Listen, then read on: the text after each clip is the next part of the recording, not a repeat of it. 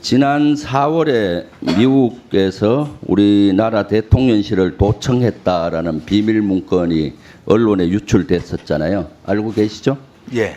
여기에 관련해서 조사해 보셨습니까? 자체 조사? 안보실에서요. 요거는 지난번에도 한번 대답한 것 같은데 안보실에서 자체 조사했습니까? 자체 저한테 물어보시는 안보실에서 아니, 둘 중에 누구든지. 안보실에서 아까 비서실장한테 물어보셔서 제가 가만히 있었습니다.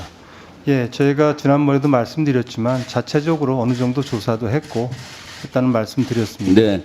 이 사건에 대해서 시민단체가 미 대사나 미 주한미군 사령관을 고발을 했어요. 도청 우리나라 대통령실을 도청했다고. 그래서 경찰 수사가 나왔습니다. 그 경찰 수사 나온 거 알고 있죠? 경찰에 수사한 거. 언론 보도를 어제 봤습니다. 어제 봤어요? 네. 그래서 경찰에서 보면은 불송치 결정서가 나왔는데 보면은 슬라이드에서 보듯이 대통령실은 NSC 회의가 유출되는 등 미국의 도감청 의혹을 전면 부인했고 이것은 시긴트가 아니라 휴민트에 의해서 된 것이다. 휴민트 즉 사람에 의한 첩보 활동으로 획득한 정보임에도 도감청을 통해서 획득하였다고 동갑되었다. 그러니까 사람에 의해서 휴민트는 이것이 누설이 됐다는 거예요. 알고 계시죠? 이 대통령실 입장이라고 지금 문서를 좀 띄우셨는데 저희 대통령실에서 경찰에 무슨 입장을 제출한 것이 없습니다. 그러면은 경찰의 수사가 거짓이고 가짜입니까? 저로서는 알 수 없습니다. 비서실장님, 대통령실에서 이것이 경찰 수사가 가짜입니까? 아니, 경찰 수사에서 알았어요. 안보실에서 경찰에 자료를 제출하거나 대답을 한 게 없다고 어제 제가 언론 보도를 보고 확인을 해보니까. 그럼 우리 그 경찰이 확인이 됐습니다. 이렇게 가짜를 이렇게 버젓이 불송치 결정서였습니까? 저는 경찰이 이러한 것들은 어느 정도 신뢰가 간다고 봐요. 문서에. 지금 사실은 시긴트 도청이 아니라 사람에 의해서 흘러갔다면 더 큰 문제예요. 국가의 주요 정책을 핵심 사람에 의해서 다른 나라에 갔다? 이것이 간첩이죠. 간첩 색출 작전을 해야 될 것 같아요. 제가 봤을 때는 여기 앉아 계시는 분 중에 간첩이 있어요. 비서실장님, 이거 조사해야 됩니다. 하시겠어요? 아니, 경찰에서 수사 결과잖아요. 사람을 놓고 말씀을 그렇게 하시는 거는 아니, 경찰에서 적절치 않아 보입니다. 결과잖아요. 네. 그러니까 그거는 뭐 조사를 해보시는 일이죠. 이것은 여기 앉아 있는 사람 중에 간첩이 있다 이렇게 말씀하시는 거는 이것은 적절치 않은 것 같습니다. 국 안보에 아주 공백이 생기는 거예요. 그래서 저 비서실장님께서는 여기에 대한 수사를 다시 한번 하시고 만약 이것이 사실이라면은 대통령이 얘기하는 반국가 세력이 여기 있는 거죠. 그래서 등잔 밑이 어두울 수가 있어요. 그래서 이건 확실히 좀 점검을 하세요.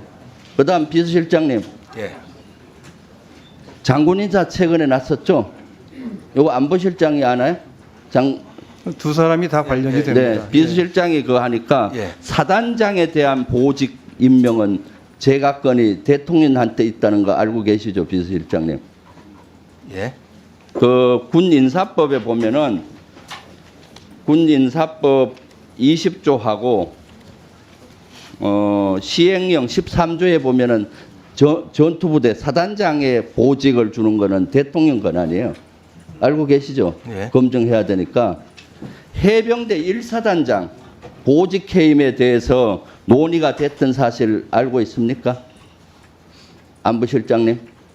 저로서는 알지 못하는 일입니다. 어디서 논의가 됐죠? 어떤 말씀이신지 잘 모르겠습니다. 설명을 좀 해주시면 30일 날 대답을 하겠습니다. 저 한번 도표를 한번 보세요. 30일 날 그 해병대 사령관이 해군 총장하고 국방부 장관한테 보고를 하잖아요. 알고 계시죠? 이 최수근 상병에 관계된 수사 결과와 인사에 대한 걸 보고해요. 왜냐? 해병대 사령관이 판단하기에 수사 결과에 해병대 1사단장이 과실치사 혐의로 경찰에 이첩이 될 수 있으니까 보직을 해임하고 새로 임명을 해야 된다. 그러면 보직을 새로 임명한 대통령 권한입니다. 그래서 해군 총장한테 수사 결과를 보고하면서 독대를 내서 후임자 2명, 1사단장 후임자 2명을 보고를 해요. 그거 모르세요? 그리고 장관한테도 그런 일이- 보고를 합니다. 30일 날. 우리 안보실에 네. 그러한 사실이 보고된 적이 없고 그 다음에 30일 날 없습니다. 보고하고 31일 날 수석 비서관 회의에서 이것은 인사에 관계된 거기 때문에 대통령한테 결심을 받아야 돼요. 그래서 수석 비서관 회의할 때 국방비서관이 대통령한테 보고를 한다고 지난번에 했다고 안보실장이 증언을 했어요. 그런 사실 이때 보고한 적 없습니다. 만약에 이게 없다면은 없었습니다. 예. 대통령의 인사권을 행사해야 되는 거잖아요. 그러면 안보실장도 직무유기고 국방부 장관도 직무유기예요. 그래서 국방부 장관이 이걸 허락을 어느 정도 해서 31일 날 보면은 1사단장을 보직에서 배제시켜요.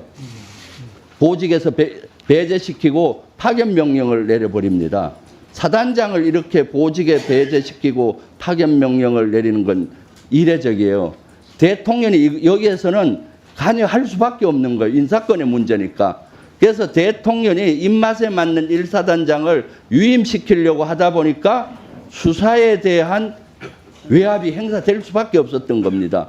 수석 비서관에 의해서 31일 날 만약에 보고를 안 했다면은 안보실장님은 직무유기고 대통령도 직무유기예요.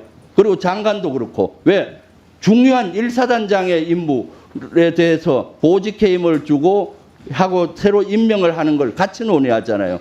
이미 31일 날 보직 해임 수순으로 간 거거든요.